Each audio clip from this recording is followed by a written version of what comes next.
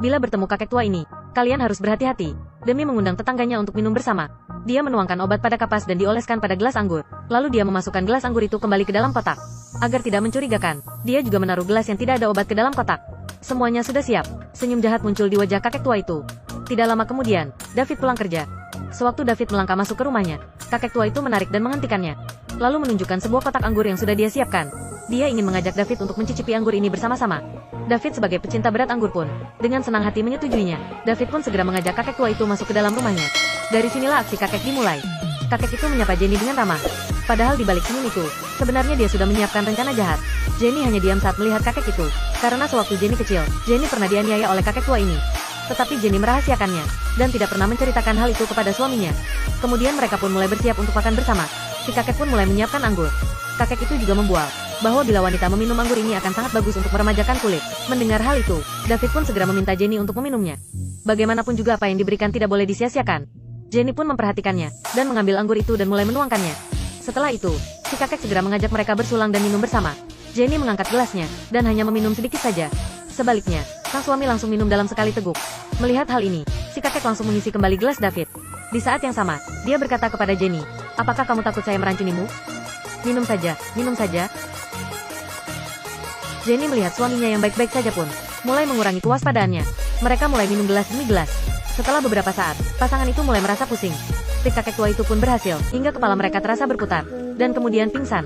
Pada akhirnya hal buruk pun terjadi. Keesokan paginya, Jenny bangun dari tidurnya, akan tetapi dia merasakan ada yang aneh. Dia merasakan bagian tubuh bawahnya terasa dingin, dan ternyata benar, dia tidak memakai celana dalamnya. Jenny pun terkejut heran.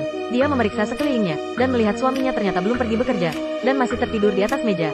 Jenny kemudian mengingat kembali, apa yang terjadi kemarin malam. Pasti ini adalah ulah kakek itu. Sebelum suaminya mengetahui hal ini, Jenny dengan cepat menyelinap masuk ke rumah si kakek. Dia diam-diam mencari, dan ternyata benar celana dalamnya ada di sana. Kakek tua ini memang sangat mesum. Tiba-tiba Jenny mendengar suara pintu terbuka. Gawat, kakek tua itu ternyata berada di sini. Jenny pun segera bersembunyi ke dalam lemari baju.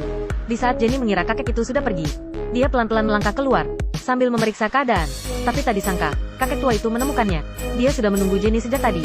Ternyata si kakek dari awal sudah mengetahui bahwa celana dalam yang sudah dia bawa telah menghilang.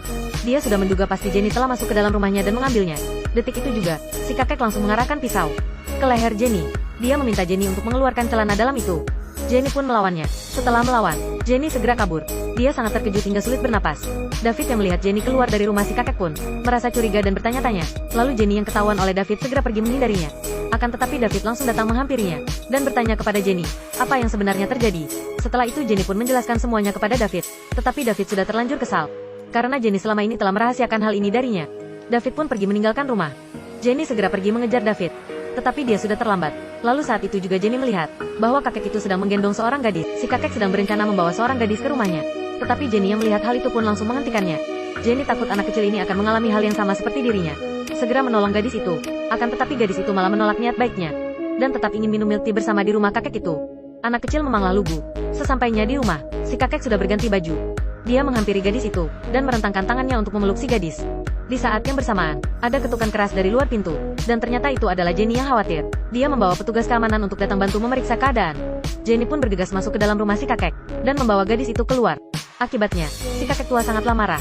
Dia memutuskan untuk membalas perlakuan ini kepada Jenny. Kembali ke sekarang, saat ini tangan dan kaki Jenny sudah terikat di atas ranjang. Jenny terlihat sangat ketakutan. Si kakek memperingatkan Jenny, jangan sampai saya bertindak kasar. Inilah akibat jika kamu melawan saya. Sekarang saya akan pergi mencari gadis itu lagi. Kau duduk manis saja di sini. Jenny pun mengatai kakek itu tidak tahu malu. Dasar kau psikopat. Si kakek mendengar hal itu. Si kakek sangat kesal dan menamparkan Jenny hingga pingsan. David yang sedang mencari istrinya memeriksa melalui kamera pengawas bahwa istrinya pergi ke rumah si kakek. Dia pun bergegas pergi ke rumah kakek itu. Sesampainya di sana, dia melihat istrinya terikat di atas ranjang. David pun segera menyelamatkannya. Setelah Jenny menceritakan semuanya kepada David, mereka berdua pun bergegas pergi untuk menyelamatkan gadis itu. Saat ini, kakek itu sedang membawa si gadis ke ruang rahasianya. Untungnya, Jenny datang tepat waktu.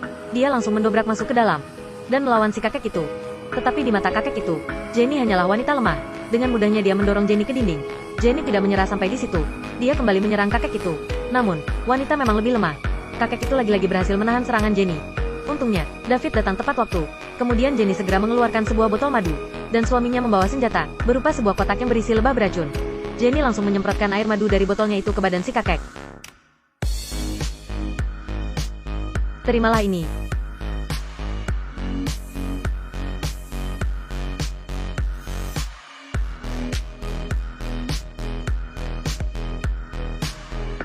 Setelah kotak itu dipukul oleh si kakek, lebah beracun keluar dari kotak itu dan langsung menyerang ke arah kakek.